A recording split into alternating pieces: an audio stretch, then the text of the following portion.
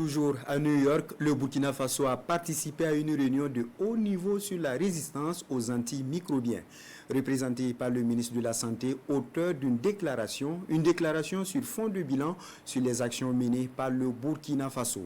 Le ministre Kargoubou en a profité pour lancer un appel à la solidarité internationale afin de mobiliser les moyens nécessaires pour mener le combat. Notre envoyé spécial, Jérôme Tendano.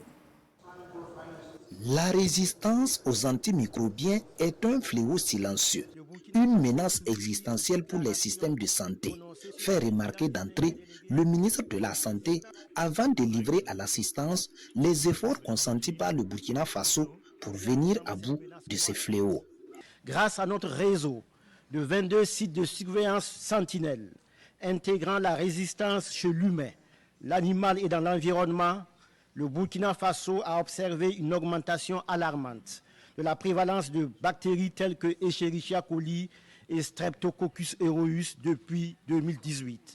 Notre pays a très tôt saisi l'urgence d'agir face à la résistance aux antimicrobiens. Dès 2017, nous avons adopté un plan stratégique ambitieux multisectoriel basé sur l'approche One Health. En 2021, nous avons intégré le réseau mondial GLAS. Nous avons également mis en place un laboratoire de référence sur la résistance aux antimicrobiens et des formations certifiantes sur la RAM dans une approche One Health pour le renforcement des capacités de nos professionnels de santé, des ressources animales et de l'environnement. À cela s'ajoute une biobanque physique fonctionnelle qui permet d'assurer le suivi et de conduire des recherches.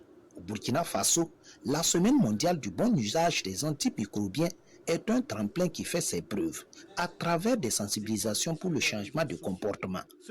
Autant d'efforts qui doivent être consolidés par des initiatives supplémentaires. Nos capacités diagnostiques restent limitées par des coûts élevés et des difficultés d'accès aux technologies nécessaires à tous les niveaux.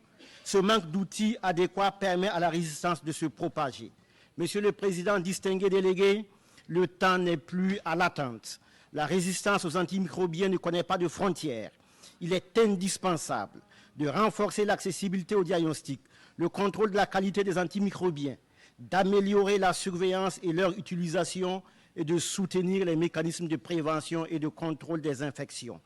Tout cela demande des moyens financiers. Fait remarquer le ministre de la Santé, Dr Kargoubou, appelle donc au financement des plans nationaux de lutte contre la résistance aux antimicrobiens.